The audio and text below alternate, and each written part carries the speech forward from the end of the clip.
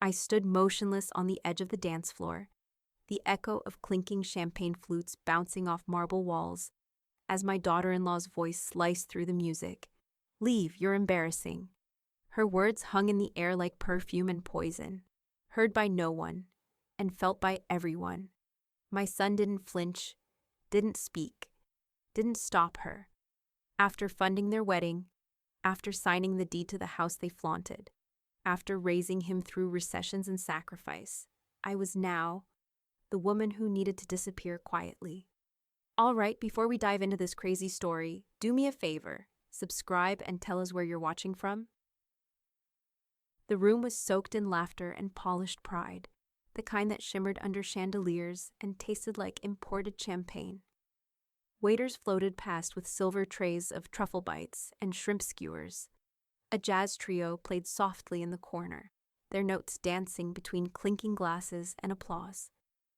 Margaret Ellis stood near the back of the grand reception hall, her posture straight despite the ache in her hips, her pale blue dress neat and pressed, her corsage slightly wilting from the heat. She hadn't danced, hadn't clinked glasses, hadn't tried to compete with the younger guests spinning around on too tall heels and Botox smiles. She'd simply watched. Daniel, her only son, was glowing in his tux, arm loosely wrapped around Vanessa's waist.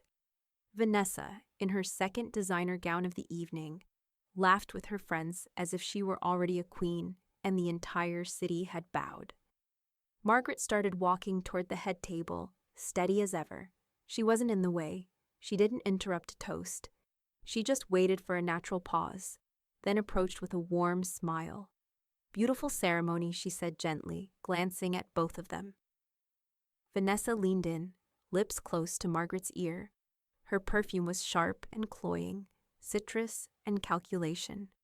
She didn't blink as she whispered, almost too quietly to be caught. "Leave, you're embarrassing."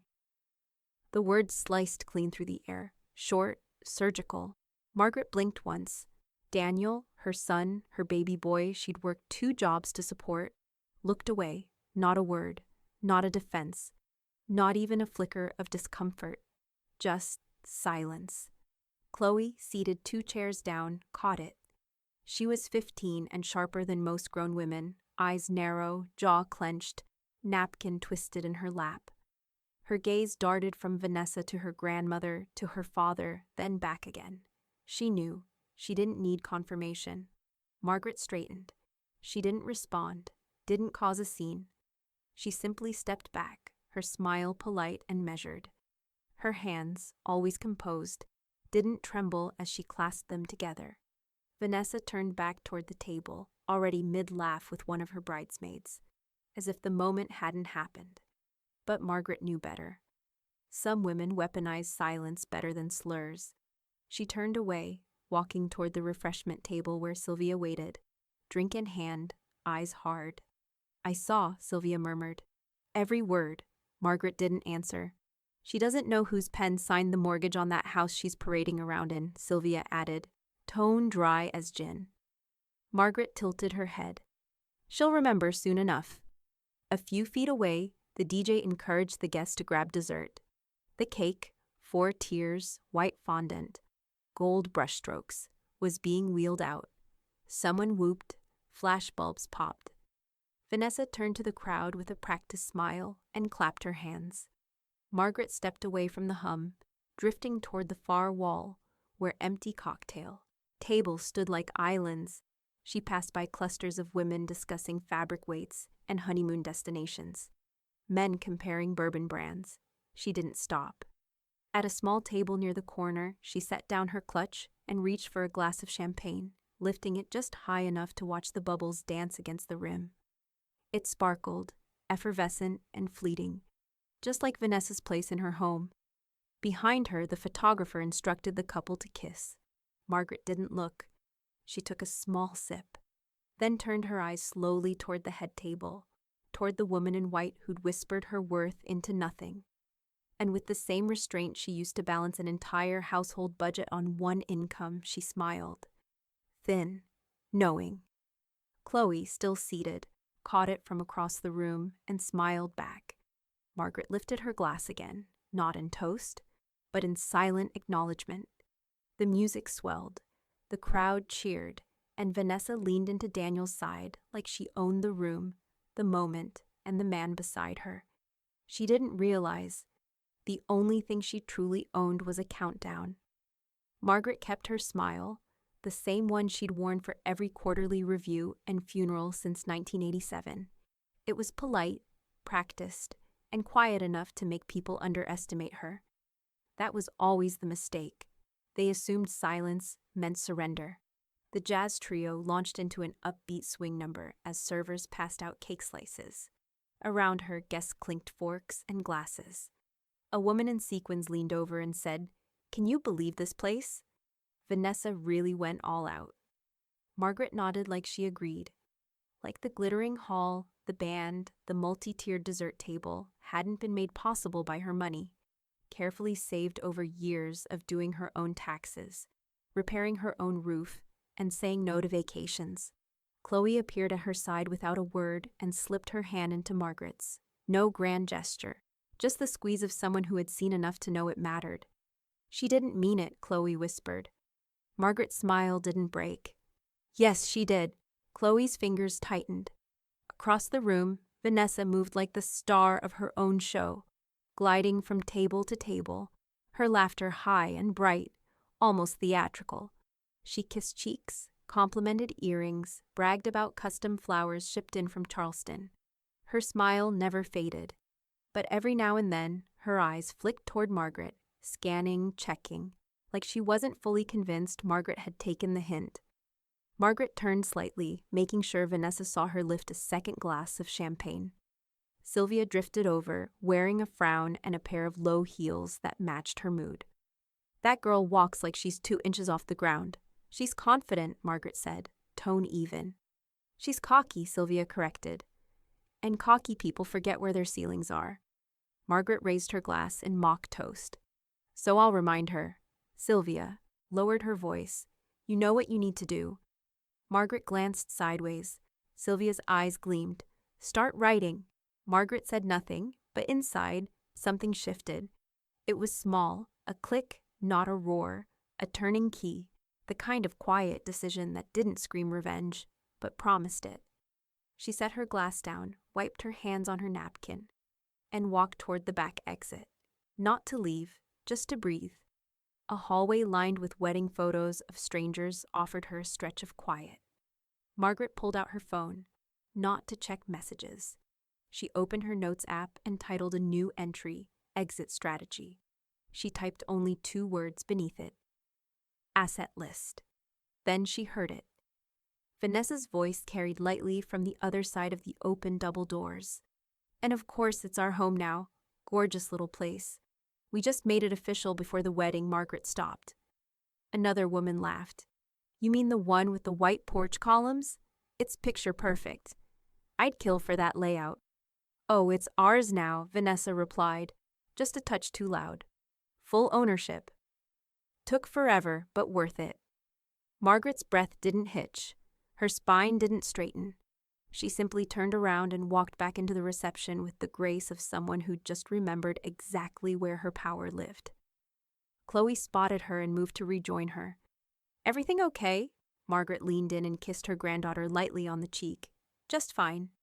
She returned to her table, folded her napkin carefully, and pulled out her planner from her purse. Not to plan dinner, to plan everything. Because the house Vanessa had just bragged about wasn't hers, it was Margaret's. Every square foot, every shingle on the roof. Vanessa had claimed a kingdom she didn't own, and Margaret had just decided to take it back. Margaret was halfway through her coffee the morning after the wedding when Chloe appeared in the doorway of the kitchen, barefoot and still in her hoodie from the night before. Her hair was a mess, her tone sharper than usual. "Grandma," she said, holding up her phone, "is this real?" Margaret lowered her mug. "What am I looking at?" Chloe came closer, tapping the screen to play the clip again. Vanessa, in a filtered Instagram video, stood outside the white brick house, pointing at the columns like they were architectural treasures.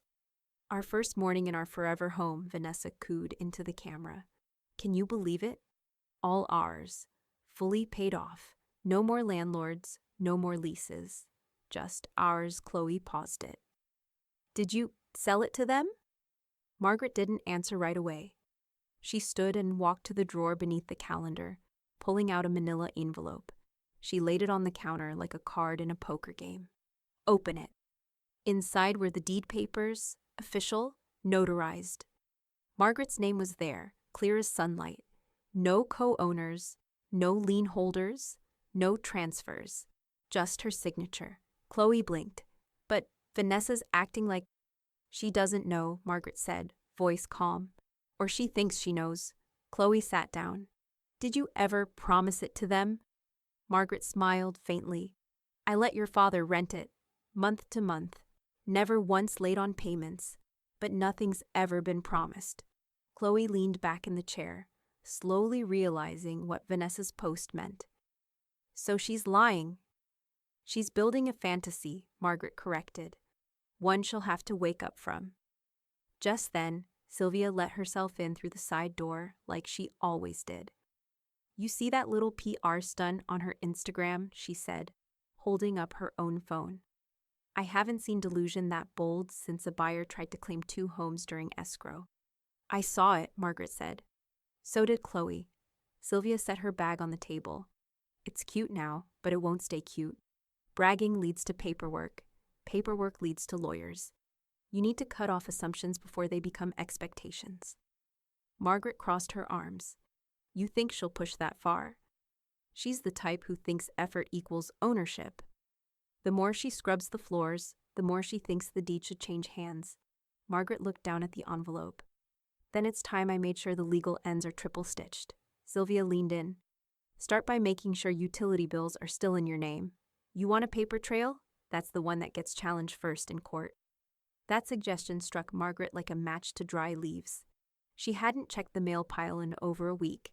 Vanessa had insisted on handling the bills, while Margaret was focused on the wedding. Margaret didn't wait another second. She walked briskly to the front hallway, opened the roll-top desk, and pulled out the unopened mail Vanessa had forwarded to her last week.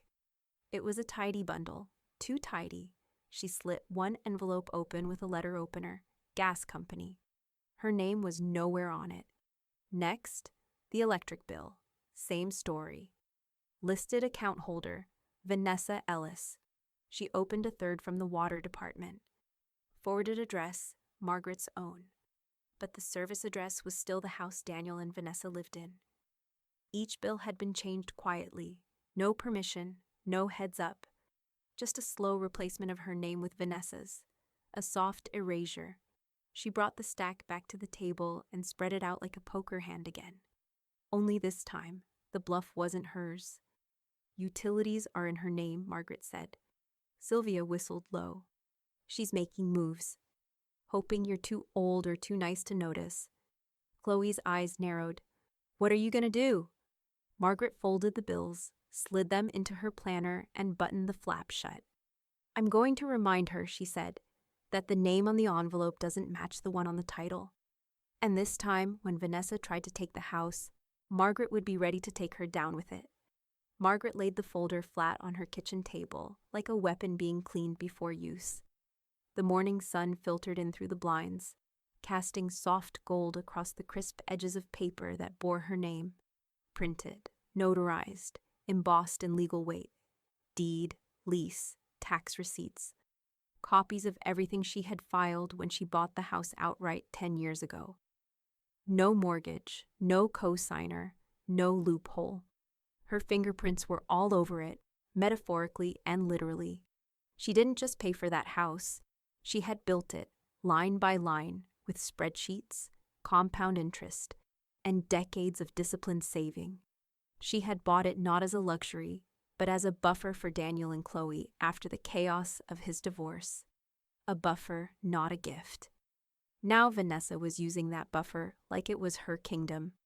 Margaret flipped through the documents, checking dates, notations, and embossed seals. Once satisfied, she gathered the duplicates she had stored and placed them into a second folder, one she labeled in block letters, Harold Pierce, personal copy. Harold had represented her in her husband's estate case, gruff as ever, but loyal to the law like a bloodhound to a scent. She'd never needed him for much since, until now. Just as she was sealing the folder shut, Chloe walked into the room with a frown. She just tried to change the mailbox name, Chloe said, holding up her phone. There's a form from USPS sitting in the trash can out front. It says Vanessa Ellis, primary resident. Margaret blinked once. That's federal mail fraud.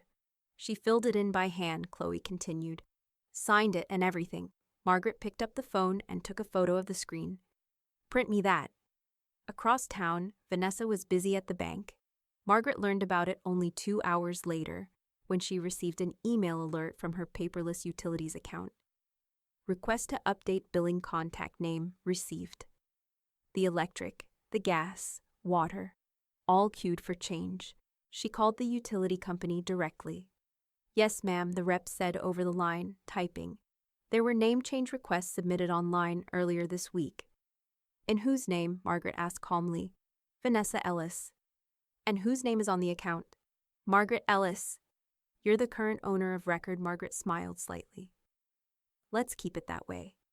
An hour later, Daniel arrived unannounced, awkward in his knock, hesitant at the threshold.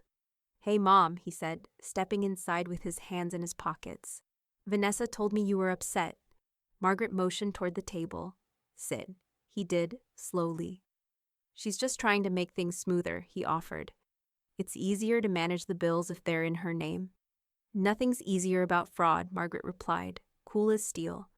Changing the name on a property you don't own? That's not convenience, Daniel. That's misrepresentation, he sighed. She didn't mean anything by it. She meant exactly something by it. Margaret tapped the manila envelope beside her coffee mug. I have documentation that goes back a decade. The deed's in my name, the lease agreement, even utility setups. What does she have? She lives there, so does Chloe, and neither of them own it. Daniel hesitated. His loyalty was bending, but not yet broken. Maybe we can talk about co-signing something. Margaret cut him off with a look. Don't finish that sentence. He nodded and left, slower than he came. Later that evening, Sylvia came by, holding a copy of Vanessa's latest Instagram caption. Turning our house into a home. Paint samples and wine equals heaven. She's digging herself deeper, Sylvia said, shaking her head. You've got her cornered already. I'm not interested in a corner, Margaret said. I'm interested in an exit. Sylvia raised a brow. For you or her? Margaret smiled thinly. That depends who moves first. Then she reached for her phone, thumb hovering over her contacts, and tapped Harold Pierce. I need an appointment, she told his receptionist. This week. It's urgent. As she slid the final set of papers into her handbag. The air felt colder in the kitchen. Margaret wasn't just keeping records. She was ready to use them like fire. The wind whipped Margaret's coat around her calves as she stepped into Harold Pierce's law office, a brick building with ivy clawing up its corners. There was nothing flashy about it. No gold lettering, no modern lobby. Just oak trim, quiet, and contracts that could end someone's world if written right. Harold didn't stand when she entered. He simply looked up from his reading glasses and gestured to the seat across from him. You brought the file? Margaret opened her bag and slid the manila envelope across his desk like she was passing over a lit fuse. Full deed history, she said. Tax, receipts, lease, utility attempts she's made under my nose. It's time. Harold glanced over the pages, nodding slowly. They're not even pretending anymore, are they? She thinks ownership is a matter of attitude, Margaret replied. I'd like to introduce her to legal jurisdiction. He chuckled once, dry and gravelly, before pulling a blank template from his drawer. Then let's give her a deadline. They worked through it together. Every line of the termination of lease was exact. The language airtight. No room for contesting. No ambiguity. The 60-day notice to vacate was the legal minimum, but the clause Harold added at Margaret's request gave it teeth. The property, he said as he typed, will, upon her removal, be set for future transfer to a housing nonprofit, at your discretion. Margaret nodded slowly. I want it in writing now. I won't let her win even after I'm gone. You're making this permanent.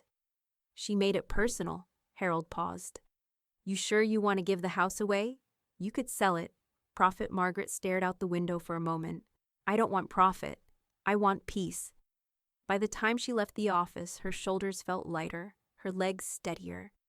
She walked like someone who had finally pulled the trigger on a loaded plan, and now only needed to watch where the bullet landed.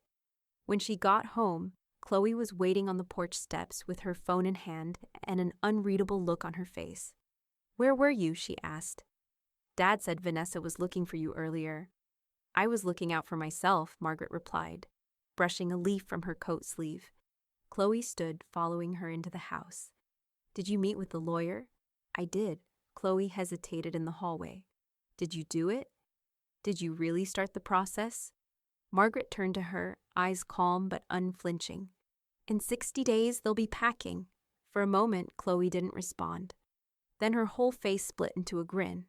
She threw her arms around her grandmother in a hug so tight it nearly knocked Margaret off balance. You're amazing, Chloe whispered. Margaret smirked. She'll never see it coming. They spent the evening quietly, just the two of them. Margaret cooked meatloaf the way Daniel used to beg for as a boy. Chloe did her homework at the table, stealing glances at her grandmother like she couldn't believe she was real. It wasn't until late, after Chloe had gone to bed and the dishwasher was humming low in the background, that Margaret picked up her iPad and checked social media. A reflex. Nothing more. She wasn't prepared for what she saw. Vanessa had posted a photo, her and Daniel in front of the white brick house, holding wine glasses and leaning against the porch column. In the caption, Vanessa had written, "Finally, our house. Couldn't be happier to start this chapter. All ours, all permanent." The post had over 150 likes, already, comments full of congratulations, friends tagging each other. Even one of Daniel's co-workers wrote, "Well deserved, bro." Margaret stared at the screen, her fingers still. She leaned back in her chair, the corners of her mouth twitching, not in surprise, but in recognition. She had given her daughter-in-law 60 days. Vanessa had already begun decorating for forever. By Monday morning, Vanessa's social post had taken on a second life. It wasn't just a caption anymore. It was a full-blown performance. The newlywed had gone live on Instagram, twirling through the living room of Margaret's house like she was shooting a real estate commercial. Her voice, syrupy sweet, oozed through the phone speakers as she said, "We're so blessed to call this our forever home. Every corner of this space reflects our vision." Margaret didn't watch it live. She didn't need to. Sylvia sent the recording 3 minutes later, along with a text that read, "You're gonna love this one. She's giving house tours now." Chloe, perched at the kitchen table doing homework, looked up when Margaret exhaled through her nose. "She at it again?" Chloe asked. Margaret played the clip aloud. Vanessa's voice floated through the house like an unwanted perfume. "This kitchen backsplash. Handpicked by yours truly. I always say a home should tell your story." Margaret hit pause. "Funny. I don't remember her picking anything except wedding colors." Chloe smirked, then frowned. She had co-workers sharing that post. Like dozens. People are commenting like she built the place from scratch. Margaret stood, crossed to the credenza, and unlocked the drawer where she kept duplicates of the property documents. She pulled out the signed lease, the title, and Harold's notarized affidavit. Then she sat back down and opened a manila folder labeled Leverage. "Let her keep talking," she said. "Every word tightens the rope." That afternoon, Harold came by with fresh copies of the eviction paperwork. He laid them out on the dining table, nodding approvingly at the folders already waiting. "She's practically writing your court argument for you," he said. "Posting public claims of ownership over a house that's not legally hers?" That's textbook material. Margaret slid the screenshots across the table. "Can you attach these to the formal file?" Harold glanced through them. "Absolutely. It supports your claim she's acting in bad faith." Outside, a car pulled into the driveway, Daniel's. His truck door creaked open, followed by the sound of slow footsteps. He walked in without knocking, face pale, eyes darting. "We need to talk," he said. Margaret didn't get up. Harold stayed seated too, flipping one of the eviction pages deliberately. "Vanessa says you're trying to make her look unstable," Daniel began. Margaret said nothing. He sighed, glanced at Harold, and continued. "She's not just posting for fun. She's trying to build a reputation for the business she wants to launch, interior design. Her brand depends on the illusion. That's not my problem," Margaret said. "She's getting bolder. Said she might use the online engagement to claim some kind of residency, right, or something. I don't know the details, but she's serious." Harold scoffed. "Social media likes aren't legal grounds for ownership. Tell her to check the county assessor's office." Daniel ran a hand down his face. "She thinks you're trying to ruin her future." Margaret's voice was quiet but steady. "She tried to erase me in public. Now she's learning I write better stories on paper than she does online." Daniel looked like he wanted to say more, but instead turned and left, his footsteps slower on the way out. As the door clicked shut, Chloe walked in from the hallway. He looked like a balloon with no air. Sylvia, who'd been waiting in the car, walked in moments later with 2 coffees and a smile that meant trouble. "Vanessa just posted a new story," she said. "She's throwing a wine night at the house. Invited her co-workers.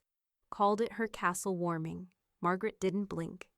"Then let her throw her little court of lies. The real queen just moved the next piece." She turned back to Harold, steady as a chess player mid-match. "Let's file the eviction." The scent of freshly cut hydrangeas lingered in the kitchen when Margaret heard the front door slam, harder than necessary. Daniel's voice followed, tight and agitated. "You knew she was going to try," he said, already pacing. Margaret didn't rise from her chair. Her teacup rested on a thick envelope labeled Property, Heritage Lane. "She tried to open a home equity loan today," he continued, flinging his hands in the air, "at 3 different banks. And got denied, I assume." Daniel nodded stiffly. "They told her it wasn't in her name, that she had no ownership. She lost it. Started crying in the parking lot." Margaret tilted her head. "And yet, she still believes it's hers to use. She feels humiliated," he said, voice lower now. "Said I should have told her sooner. Or better yet, asked you to transfer it officially. I mean, would it kill you to just pass it on?" Across the table, Chloe sat silently, phone face down, but recording. Her eyes didn't leave her father.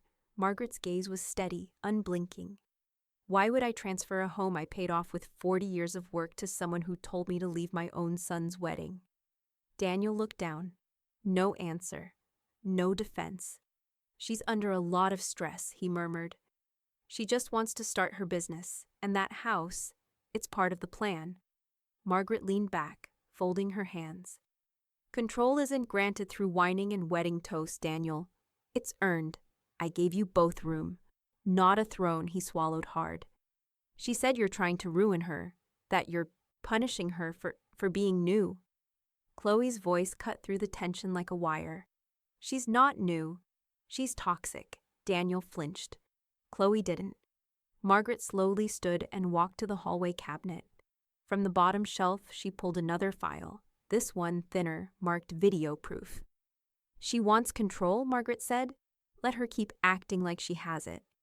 Later that evening, Margaret sat on the porch, sipping her tea as the sky bruised into dusk. Sylvia joined her, heels in hand, having just returned from the salon. "She tried to put a lien on it," Sylvia said casually. "A loan company called me." She listed herself as joint owner. Margaret's eyebrow lifted. "And? They're confused but suspicious now. I gave them Harold's number. Oh, and the title record." Margaret exhaled softly. "She's digging deep, but the ground's wet. It'll collapse inside the house." Chloe sat in her room editing the recorded conversation. She clipped the part where Daniel asked for the transfer, where Margaret refused, and Vanessa's name was brought up multiple times. The screen flickered as she added a timestamp. Meanwhile, in the house across the street, Vanessa slammed a drawer shut. Her voice carried through the open window, high-pitched and furious. "She owns nothing," she screamed. "She's doing this on purpose." A crash followed. Glass? A plate? Hard to tell, but Margaret didn't flinch. She simply rocked in her chair. Sylvia smirked. "You're not going to react. She's reacting enough for both of us." The next morning, a handwritten note appeared in Margaret's mailbox. No envelope, no signature. Just slanted cursive in red ink. "Keep this up and you'll regret it." Margaret held it between two fingers like a discarded napkin. She took it inside, slid it into a plastic sleeve, and added it to the same manila folder. Leverage. She didn't say a word to Daniel. Not yet. But her silence said everything. Vanessa had wanted control. Now she was losing it, one desperate move at a time. And Margaret was documenting each one with the precision of a chess master, watching the queen drift off the board. Margaret didn't flinch when she opened the drawer and found her stationery bent out of shape, ink cartridges uncapped, and her fountain pen snapped in half. It was subtle, small even, but it wasn't an accident. The timing said everything. Instead of reacting, she set the ruined pen beside her legal folder and replaced it with a new one, heavier, sharper, and loaded with blue-black ink. Then she clicked on the lamp and began writing down everything, word for word, threat for threat. The next morning, Harold Pierce flipped through Margaret's neatly assembled documentation at his office downtown. Her notes were meticulous. The hallway recording Chloe had captured of Vanessa's hissed rage, time-stamped notes from the dinner, even photos of the vandalized stationery drawer. "I've seen divorce filings with less ammo," Harold muttered, sliding on his reading glasses. "She's walking herself straight into civil court."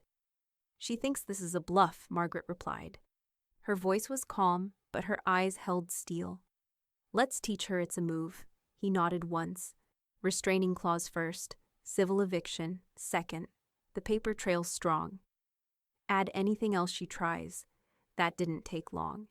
That weekend, Daniel invited everyone for dinner, an effort to de-escalate, though he hadn't told Vanessa in advance. Sylvia warned Margaret it smelled like a setup. Margaret showed up anyway, wearing her usual pearls and that quiet smile that read like a warning.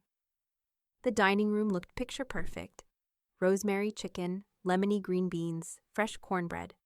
Vanessa wore a tailored cream blouse and an expression like she'd just swallowed glass.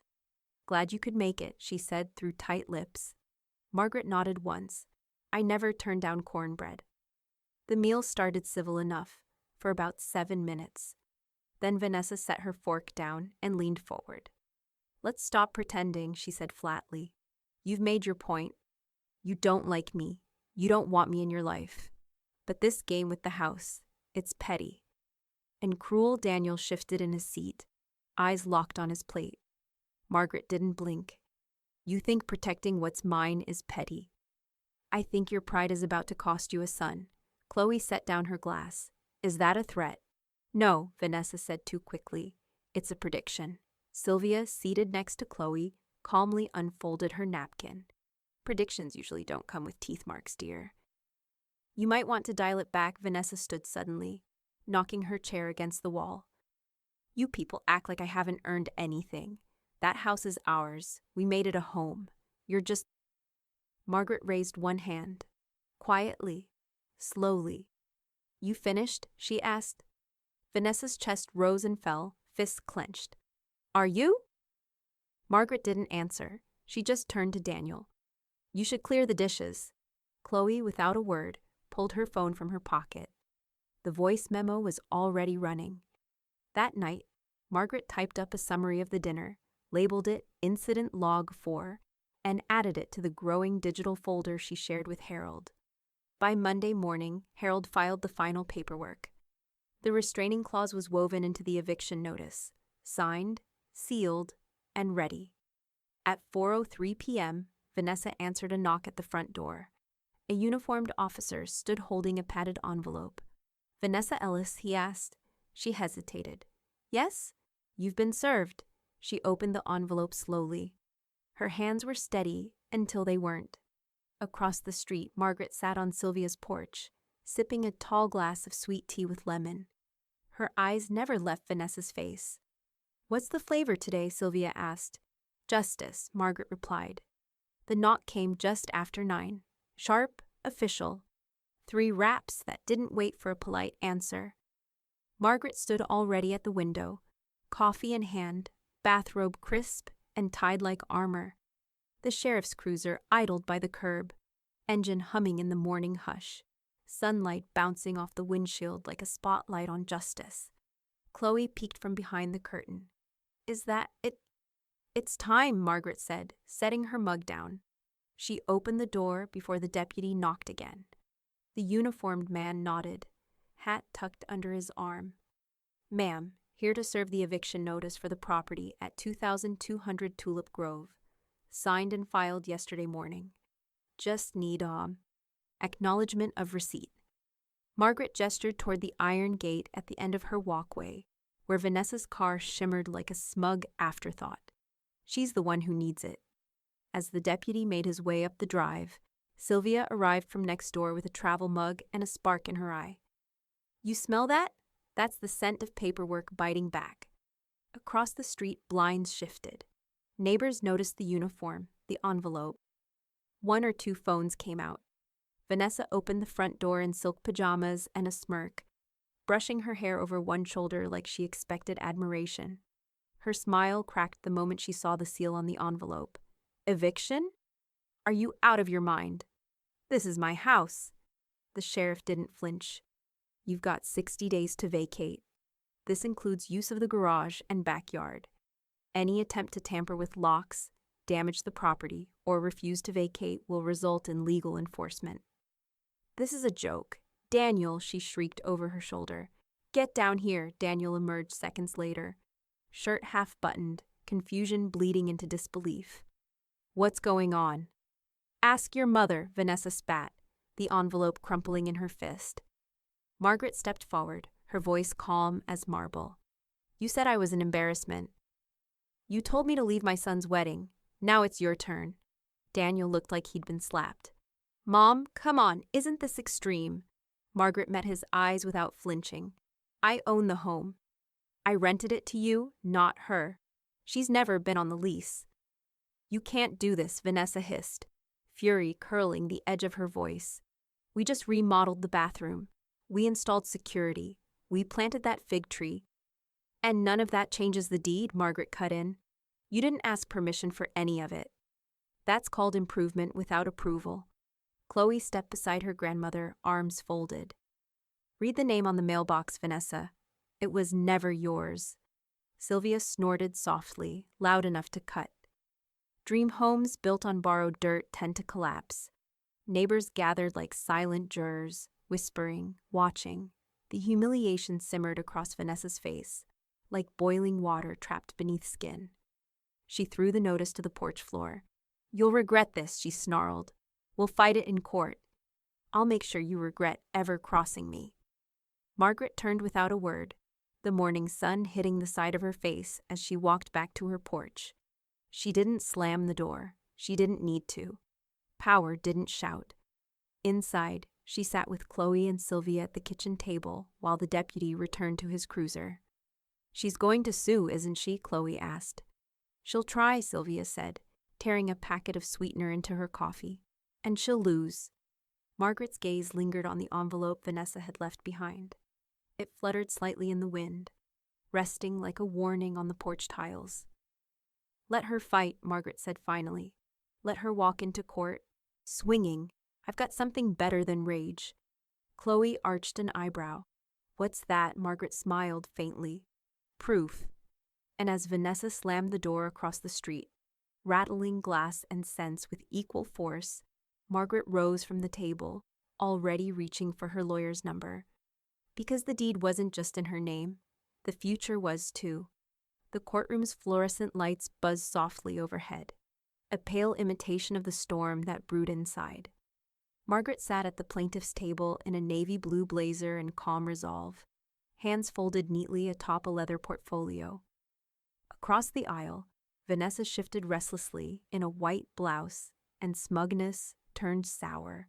Her lips pursed, as if holding back words or fury. Judge Randall, a seasoned man with gray temples and a no-nonsense stare, glanced through the documents in front of him.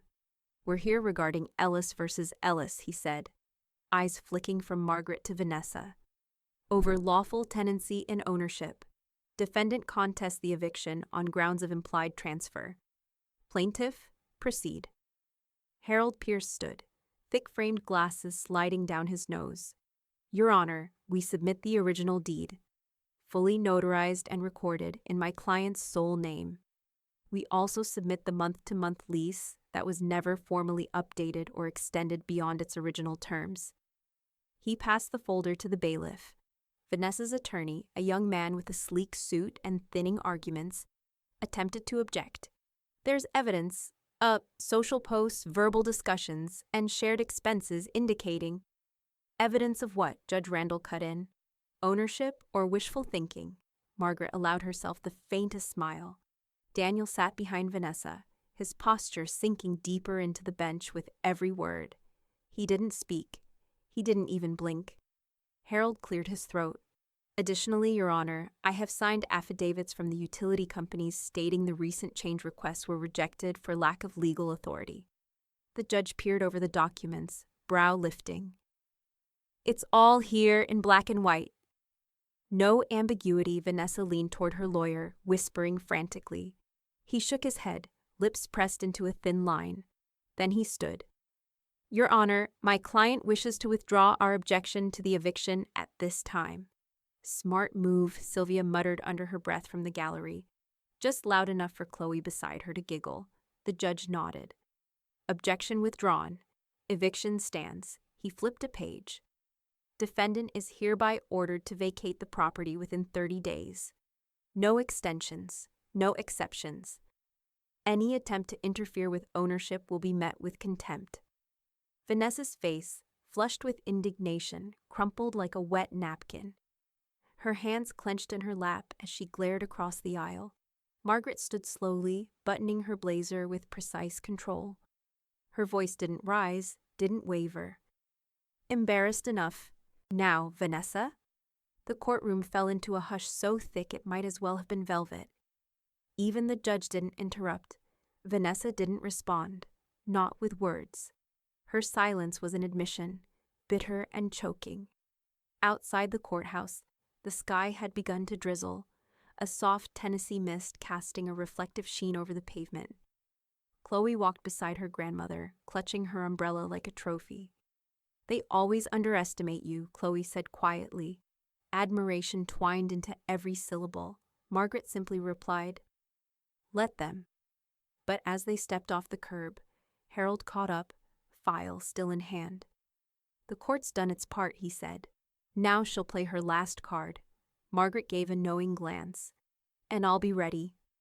That night, as Vanessa sat alone in her car outside the courthouse parking lot, her phone lit up. Her jaw tightened as she scrolled through a lawyer's contact list. Then she tapped a name and hit call. The voicemail beeped. Vanessa's voice dropped into venom. "This isn't over. She's going to regret pushing me."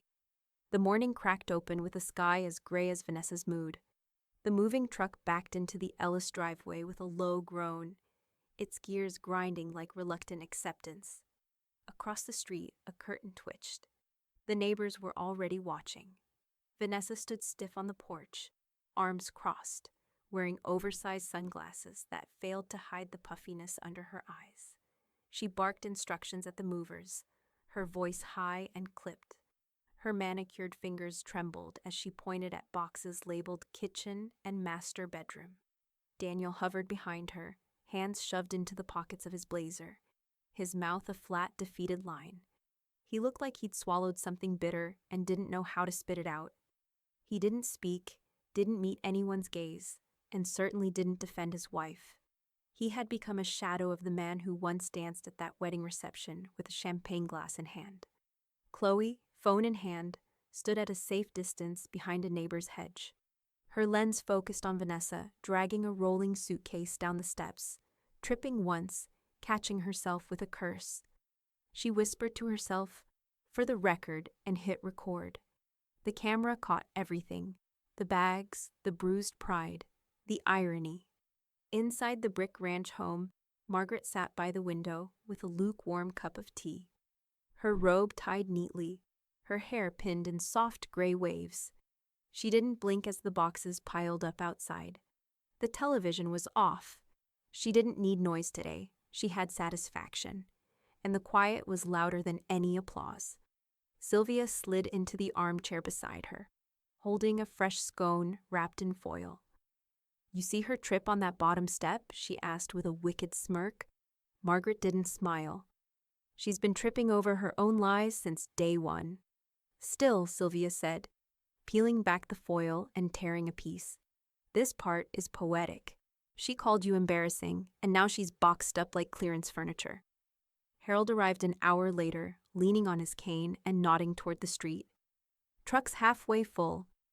Movers say she insisted on labeling everything Ellis property." Margaret raised an eyebrow. "That's cute." "Judge's 30-day deadline expires in 4 hours," he said. "She's cutting it close." Outside, Vanessa's voice cracked through the air like glass under pressure. "Be careful with that. That's imported from Italy." One of the movers shrugged and shoved the box in beside the others. Another woman walked by, phone angled low, pretending to check messages while recording. Chloe returned to the house just as the tailgate of the moving truck slammed shut. She looked windblown and triumphant. "Got it all?" Margaret asked. "Every curse, every stomp, every box," Chloe said. She even tried to flirt with one of the movers to get him to rush. "He rolled his eyes so hard I thought they'd pop." Sylvia burst out laughing. "Send that to me." "I want to watch it with popcorn later." Chloe nodded. "Already uploaded. Private for now. But it's gold." Margaret didn't ask to see it. She didn't need to. The real theater had played out in front of her window, and she had the best seat in the house. She stood, smoothed the front of her cardigan, and walked to the door just as the truck pulled away. Vanessa didn't look back. Daniel did. His eyes met Margaret's for a long, flickering second, filled with something between guilt and apology. And then he dropped his head and followed the truck down the driveway. Margaret didn't wave. Instead, she turned to Chloe and said, "Let me know when the world starts watching." Chloe smiled, fingers already flying across her screen. Moments later, her video upload dinged. "When your grandma owns the house," the caption pulsed beneath the thumbnail. And in less than an hour, the first 1,000 views rolled in. The video started small, just Chloe's quiet, steady hand filming from across the street as Vanessa stomped back and forth on the porch, arguing with the movers while clutching her designer purse like a lifeline.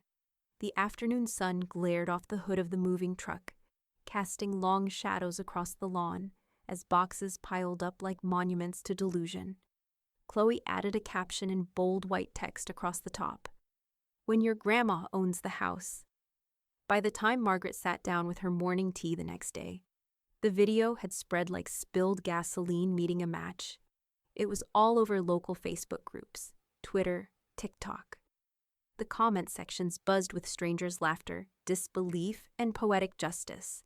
Some users even clipped Vanessa's shriek, "You can't do this," and to meme-worthy audio. Chloe hadn't expected it to explode, but the virality seemed to fuel something Margaret hadn't known she needed. Silent vindication. Margaret watched the clip once. Just once. No emotion stirred on her face.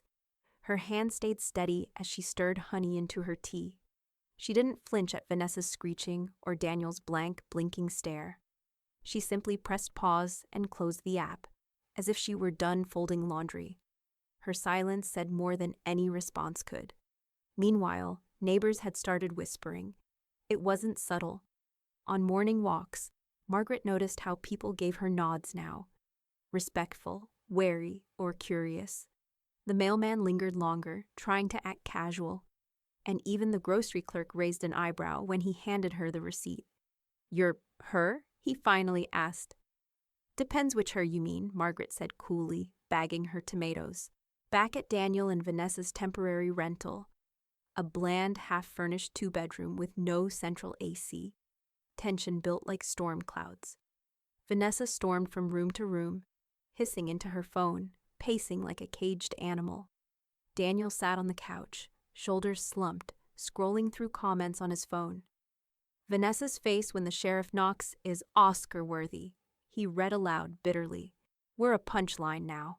We? Vanessa snapped, rounding on him. You let this happen. You let her humiliate me. You should have handled her months ago. Daniel didn't answer. He didn't have to. His silence spoke the truth neither of them wanted to admit. Vanessa had never been in control. Margaret had only let her think she was. Sylvia called later that afternoon, chuckling as she flipped through her local news alerts. You're trending in 3 counties, she said. Some influencer stitched the video with a slow-motion reenactment using Barbie dolls. Margaret didn't laugh, but she smiled faintly, just enough to register. Fitting, she replied. Plastic, pretending to own what it doesn't. Later that evening, Margaret stood by the front window, watching the sky soften into dusky pink. Chloe sat on the couch behind her, quiet, until she finally asked, Did you expect it to blow up like that? No, Margaret said honestly. But I expected the truth to echo. Footsteps on gravel interrupted them. Chloe rose and peeked out. Vanessa, she whispered. Vanessa didn't come to the door. She stood at the sidewalk, phone in hand, shoulders tight, lips pressed white. She looked up at the house like it had betrayed her. And then, just like that, she turned, walked back to the car, and drove away. 2 hours later, Daniel showed up alone. She's gone, he muttered, standing on the porch with a duffel bag slung over one shoulder. Took the car. Said she's not coming back. Margaret didn't say a word. She just looked past him, her expression unreadable. Daniel hesitated, then added, She said I ruined her life. No, Margaret replied, voice calm. She tried to ruin mine. You let her. Daniel lowered his gaze. Inside, Chloe tapped her phone and quietly uploaded a new clip. Just Vanessa walking away, silhouette shrinking into the Nashville twilight. The caption? She left the house. And the husband and the world watched again. Vanessa's departure wasn't subtle. She didn't slip away quietly or pack under cover of night. She left the way she lived, loud, dramatic, and unrepentant. Her final text to Daniel had no goodbye, just blame. You let your mother ruin everything. I'm not sticking around for the ashes. Daniel sat at the kitchen table of his rental the next morning, staring at the cold eggs he'd made out of habit. The silence in the house was heavier than her screaming had ever been. No perfume lingering in the bathroom, no stilettos by the door. Just him and regret. Margaret hadn't reached out, and she didn't need to. The message was clear, carved in action, not words. Vanessa was gone. And Daniel, well, he was finally feeling the weight of standing on the wrong side for too long. Chloe made her decision swiftly. Her duffel was packed and sitting by the front door before Daniel could even ask what she was doing. I'm moving in with Grandma, she said simply, where I should have been all along.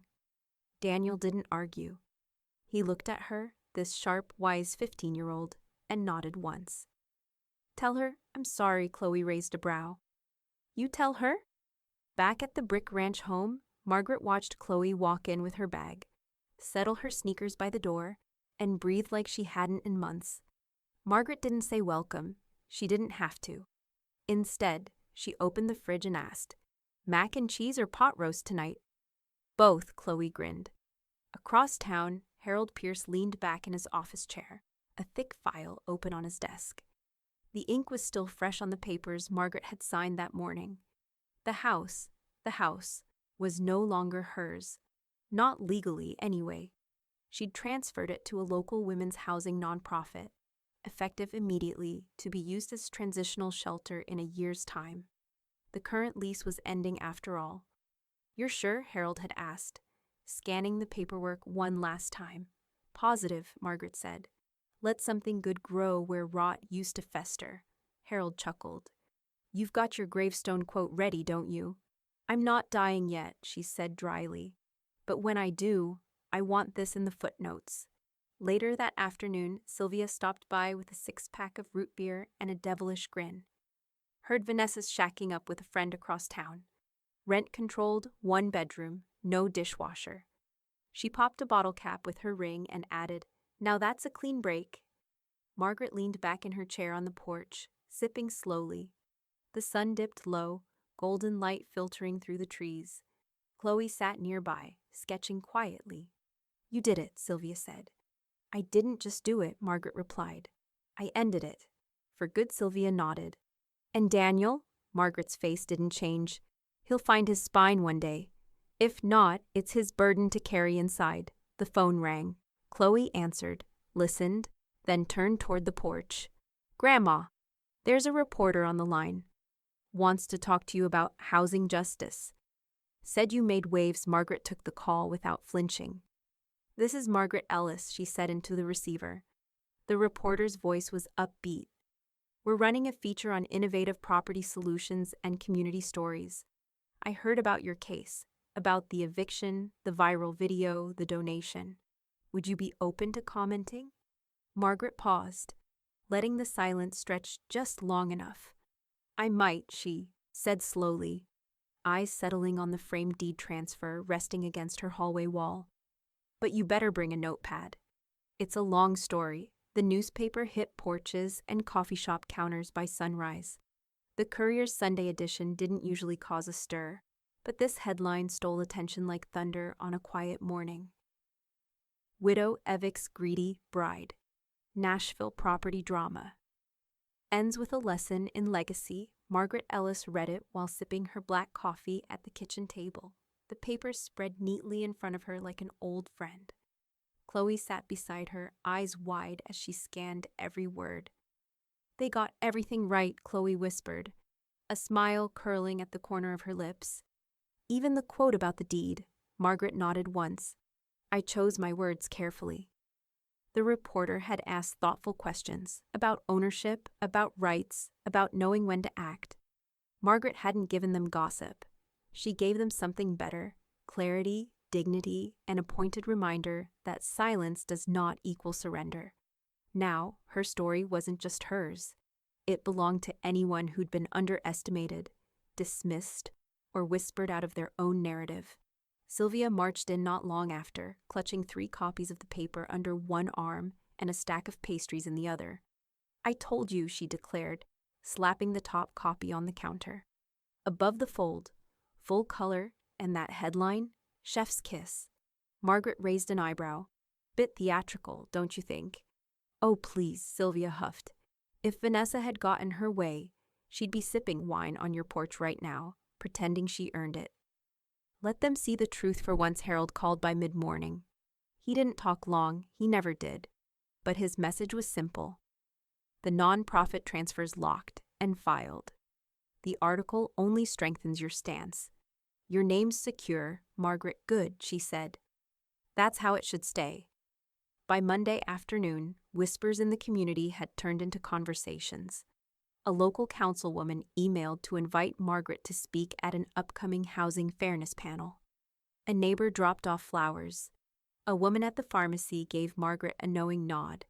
But the most surprising moment came quietly. That evening, as twilight draped over the porch, Chloe emerged from the hallway, holding something carefully wrapped in brown paper. "I made you something," she said, a little shy but proud. Margaret unwrapped the frame with slow fingers. Inside was the front page of the newspaper, the bold headline centered. Underlined in gold ink, Chloe had added her own handwritten title beneath. "Because you wouldn't be silenced." Margaret stared at it for a long moment. Then, without a word, she stood and walked it to the wall by the front door. With careful hands, she hung it beneath the framed deed transfer. 2 stories, 1 fight. Both sealed. Chloe watched her. "People are going to remember this. Grandma, not just because of the house, but because you didn't back down." Margaret didn't answer at first. She turned toward her granddaughter and said, "Legacy isn't built from houses. It's built from the lines you refuse to cross, and the ones you carve when no one thinks you can." Chloe smiled. "So, what's next?" Before Margaret could answer, the doorbell rang. She opened it to find a young woman standing there, holding a tablet and press badge. "Miss Ellis?" I'm from the Homefront Journal. We'd love to do a deeper feature. Focus on your donation, your story, and the impact you're making for women who need shelter. May I come in? Margaret stepped aside, eyes glinting. You might want to grab a pen. I don't whisper my stories anymore. Margaret stood in her living room, the afternoon light slanting through the lace curtains and illuminating the freshly framed article now hanging above the fireplace. The bold headline read, "Widow Evick's Greedy Bride, a Lesson in Quiet Power." Beneath it, her photo showed a woman composed, serene, and unapologetically in control. The ink was still fresh, but the story had already cemented itself in the community's memory. Chloe sat cross-legged on the sofa, grinning up at it. "That's better than a wedding photo," she said, voice bright with admiration. Her tone carried a levity that softened the years of bitterness Margaret had buried beneath a composed smile. Sylvia, lounging in her usual spot near the window with a cup of cinnamon tea, raised her mug in a mock toast. "Best roof revenge ever, darling. It should be required reading at every real estate seminar." Harold, perched stiffly on a corner chair with a stack of legal folders, gave a rare smile. Legacy intact, airtight. Even if someone tries to poke at it, the non-profit clause makes it unbreakable. "You didn't just close a chapter, Margaret. You published it." Margaret didn't answer right away. She moved to the corner of the room, picked up her watering can, and walked to the porch. The screen door squeaked softly as she stepped out. The scent of damp soil and late-blooming marigolds wrapping around her like a gentle blanket. With slow, practiced movements, she watered the porch plants.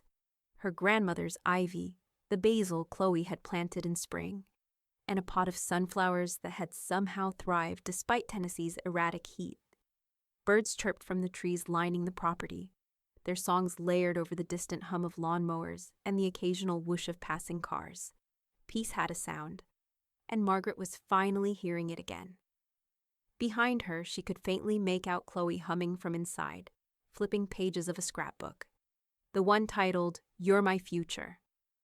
The title alone had anchored Margaret's resolve weeks ago, but now it held no pain, only clarity. "No one whispers me out again," she said aloud. Not to anyone, but to the air, to the house, to herself. She glanced up toward the street, where Vanessa used to park her pristine white crossover. That spot had been empty for weeks. No one had dared to fill it.